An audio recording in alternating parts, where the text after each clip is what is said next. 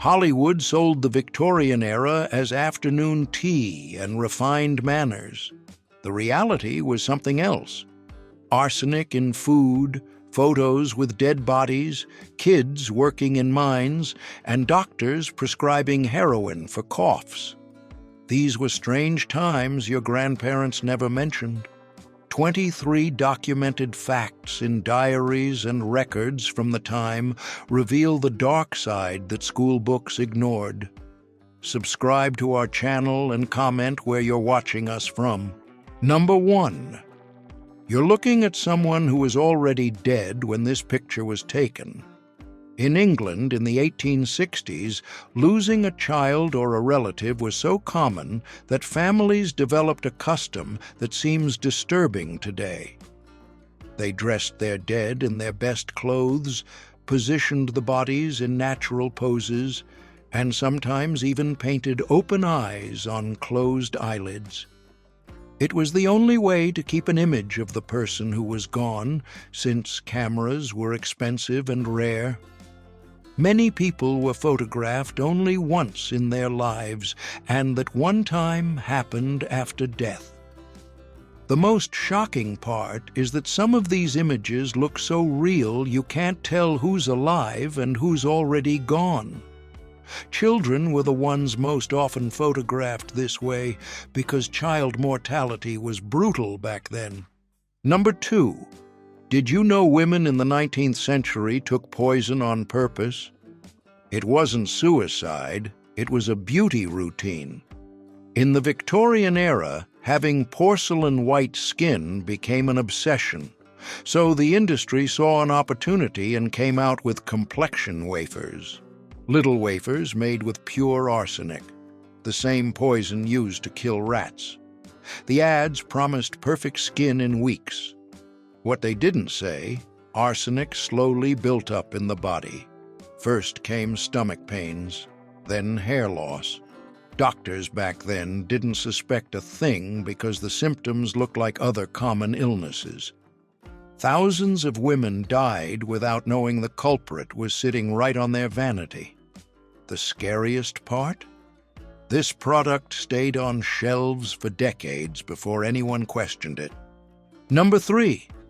Queen Victoria ruled the largest empire in the world, but her hygiene habits would horrify any American today.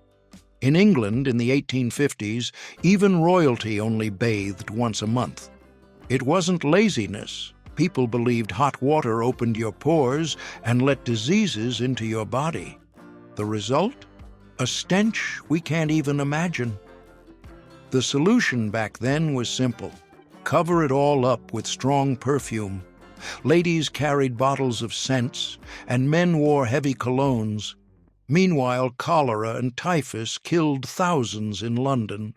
Doctors blamed the bad air in the streets, not realizing that lack of bathing and sanitation was spreading the diseases. It took decades before they understood that cleanliness saved lives. Number 4. It might seem strange today, but in the 1870s, keeping the hair of someone who died was completely normal, and we're not talking about keeping it in a little box. Families in Britain's Victorian era turned those strands into elaborate jewelry. Brooches, necklaces, bracelets, all made from braided human hair. They called it mourning jewelry. The idea was to keep a physical part of the loved one close at all times. There were even specialized craftsmen who created complex designs, flowers, and intricate patterns using only hair. Queen Victoria made this custom popular after her husband died. She wore jewelry with his hair for the rest of her life. What seems macabre today represented love and memory back then. Some of these pieces still exist in museums and private collections. Number 5. You think the internet invented weird content? Think again. In England in the 1850s, a guy named Walter Potter spent decades creating scenes that would make anyone do a double take. He stuffed dead animals and posed them doing human things. Kittens sitting and having tea, rabbits lined up in a classroom with tiny books, squirrels smoking cigars in gentlemen's clubs. Potter started this hobby at 19 and never stopped. Victorians loved it. Whole families visited his museum as weekend entertainment. The disturbing detail? He used hundreds of animals in each scene. One cat wedding display had almost 20 animals dressed in custom-made outfits. His museum ran for more than 100 years until it finally closed in 2003. Number 6. In Victorian England, mothers dealt with a problem that still exists today: babies who won't stop crying. The solution back then? A syrup called Mrs. Winslow's Soothing Syrup. The product promised peaceful nights and calm children. What mothers didn't know was that the secret ingredient was morphine. During the 1860s, doctors started noticing something strange. Babies who slept too much and didn't wake up to nurse. Many simply never woke up again. The syrup was so popular it crossed the ocean and ended up on American shelves, where it kept being sold for decades. It's estimated that thousands of children died or became addicted before any law banned its sale. The manufacturers knew the risks, but profit mattered more. Number 7. Queen Victoria lost her husband Albert in 1861 and was never the same again. Her mourning lasted 40 years, until the day she died. But here's the detail people don't talk about much. The most powerful monarch in the world at the time took part in seances to try to talk to her dead husband. That's right. Tables turning, mediums going into trances, supposed spirits showing up. And it wasn't just her. The spiritualism craze took over Victorian England. Rich people, poor people, everyone wanted contact with the other side. The British Crown, which stood for tradition and seriousness, was right there in the dark, trying to hear the voice of a ghost. Victoria even consulted a famous Scottish medium named John Brown, who became her confidant. Rumors about that friendship spread across the entire country. Number 8. In England in the 1870s, losing someone in the family didn't necessarily mean saying goodbye. A lot of people just couldn't accept the loss and chose to keep the body at home for weeks, sometimes months. And we're not talking about normal wakes. Using arsenic and mercury, substances we now know are highly toxic, families preserved their dead like they were decorations. Bodies stayed in living rooms, bedrooms, sometimes even at the dinner table during meals. It was a bizarre way of denying death. The most disturbing part? Kids grew up living alongside embalmed grandparents or siblings like it was the most normal thing in the world. The practice only started to fade when doctors realized those substances were making the living sick too. Number 9. In 19th century England, women drank straight vinegar every day. The goal? To stay thin and have very pale skin, because that was considered elegant in the Victorian era. The problem is, nobody really understood what that habit was doing inside the body. The acid slowly wrecked the stomach, creating painful ulcers that were often only found too late. Their bones paid the price, too, becoming weak and brittle because the body could no longer absorb calcium properly. Some women fainted for no obvious reason, while others developed dental problems as their teeth rotted in their mouths. All of it in the name of a beauty standard that demanded looking fragile and delicate. Doctors at the time warned about the dangers, but social pressure mattered more. Number 10. This one is going to leave you speechless. In the Victorian era, the British created something disturbing at the world's fairs. Human zoos. That's right, Real people caged like animals. Whole families from Africa, Asia, and the Americas were brought to Europe and displayed in enclosures. The public paid admission to watch these savages eat, sleep, and go about their daily routines. It was mass entertainment. Millions of Europeans visited these exhibitions thinking they were seeing inferior races. Scientists at the time even measured skulls, trying to prove white superiority. The scariest part? It wasn't hidden. It was sponsored by governments, blessed by the church, and celebrated by the press. It lasted for decades and happened in London, Paris, Berlin, and even in the United States. Kids were taken to see it as a school field trip. Number 11. During the Victorian era in England, women chased an 18-inch waist. To put that in perspective, that's smaller than a basketball. Corsets were laced so tight that doctors documented cases of ribs being permanently deformed and internal organs being pushed out of place. Some women fainted several times a day simply because they couldn't breathe properly. Mothers put corsets on girls as young as 3 to shape their bodies from an early age. Autopsies from the time revealed livers cut in half by the constant pressure of whalebone stays. The most shocking part? Even with doctors warning about the dangers, the fashion kept going for decades. Social pressure was so strong that women would rather risk their health than be seen without that hourglass figure society demanded. Number 12. Did you know Pope Leo XIII carried a bottle of this drink in his pocket? We're talking about Mariani wine, created in the 1870s by a Corsican chemist. The formula mixed Bordeaux wine with coca leaves, and the advertising promised to wipe out fatigue instantly. Victorian British elites loved it, along with inventors, kings, and even Russian royalty. The Vatican itself awarded the creator a gold medal. Doctors prescribed it to ladies, artists drank it before performances, and nobody questioned it. It was considered medicine, not a drug. The maker even claimed to have collected more than 13,000 thank you letters from famous people of the time.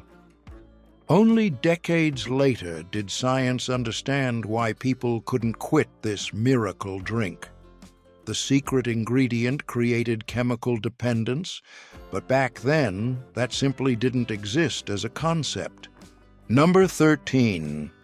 During the 1830s in England, doctors and collectors practiced something that today sounds like it came straight out of a horror movie. When executed criminals ended up at anatomy schools, some professionals had a peculiar idea, using those people's skin to bind books. And there's more.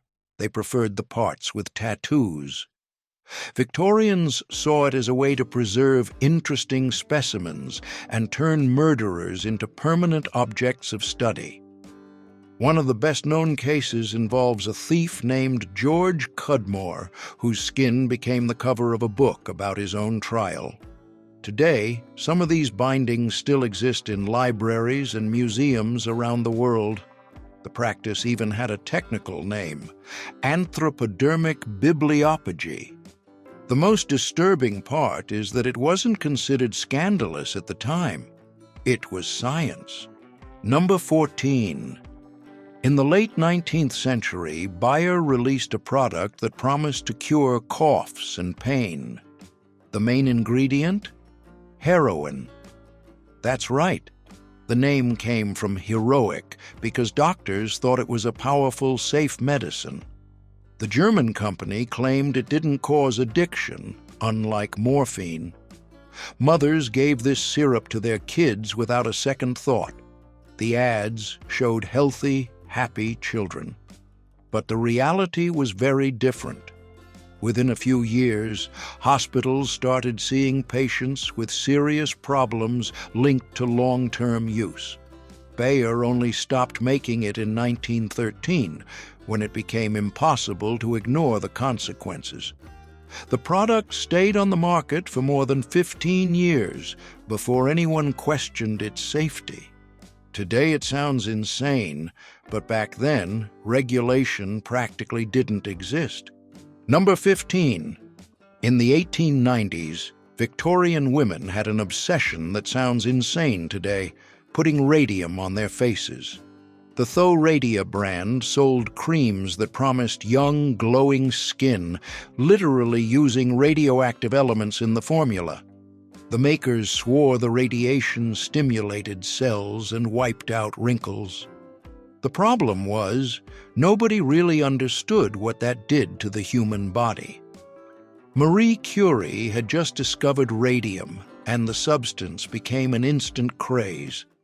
They put it in everything: toothpaste, chocolate, even drinking water. Women applied this cream every day without realizing they were absorbing poison through their skin. Years later, cancer cases started showing up. Many died without ever connecting the disease to that elegant little jar on their vanity. The radiation that promised beauty delivered tumors. Number 16.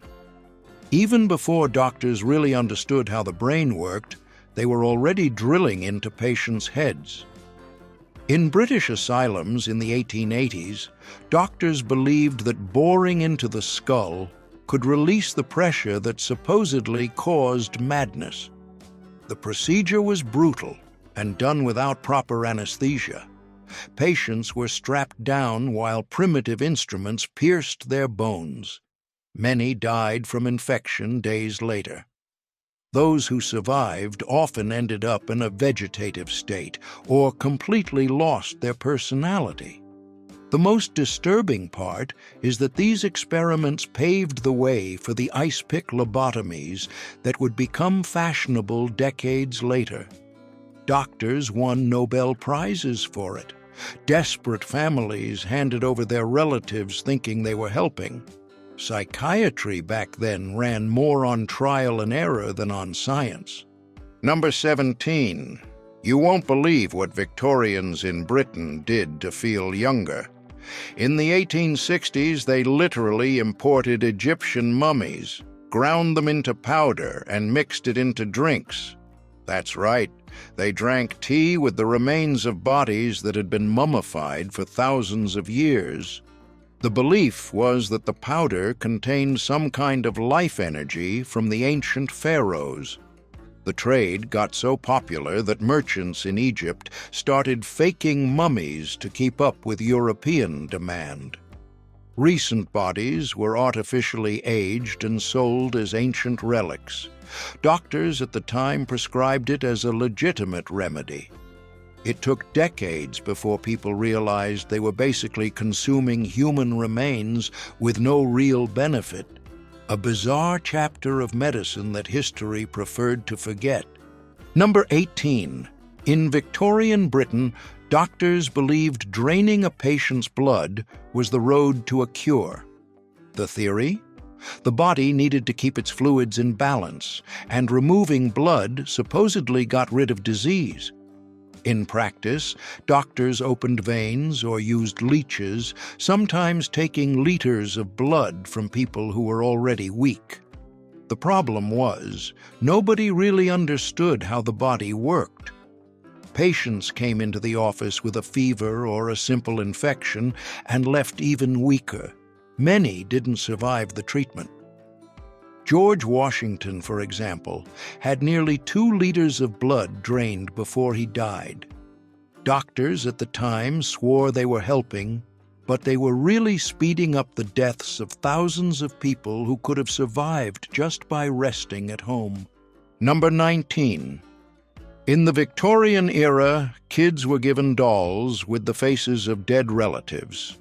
It may sound strange today, but in England in the 1870s, death was handled very differently.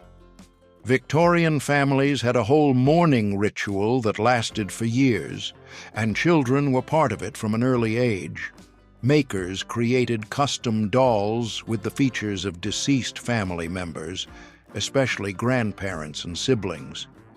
The idea was to help kids process the loss and keep the memory alive. Back then, child mortality was extremely high, so losing a sibling was far too common. Parents believed these dolls brought comfort. The most interesting part is that some families ordered the dolls along with post-mortem photos, using the same image as a reference for the craftsman. Number 20. In England in the 1850s, a German doctor named Franz Mesmer had convinced half the world he could cure any disease using animal magnetism. The sessions worked like this. The person sat in a dark room, the mesmerist made sweeping hand motions, and then the circus began. Women fainted, men shook, people screamed that they were cured of blindness and paralysis. Britain's elite paid fortunes for this treatment. The problem is that the sessions turned into social events where mass hysteria took over. People went into trances, others convulsed on the floor. The science of the time couldn't explain it, but the results felt real to the people involved. Decades later, they realized Mesmer had stumbled onto something legit: the power of suggestion over the human mind, which later became the basis for modern hypnosis. Number 21. In 19th century England, kids as young as 4 were shoved into narrow chimneys. Wealthy homeowners needed those passages cleaned, and small boys were the cheapest solution. They climbed barefoot, using their elbows and knees to crawl through dark tunnels filled with hot soot. Many got stuck and suffocated. Those who survived faced something worse decades later. In the 1840s, British doctors noticed something strange. A high number of these workers developed scrotal cancer. It was one of the first times in history that scientists linked a disease directly to a profession. Coal soot, stuck to the skin for years without proper bathing, caused deadly tumors.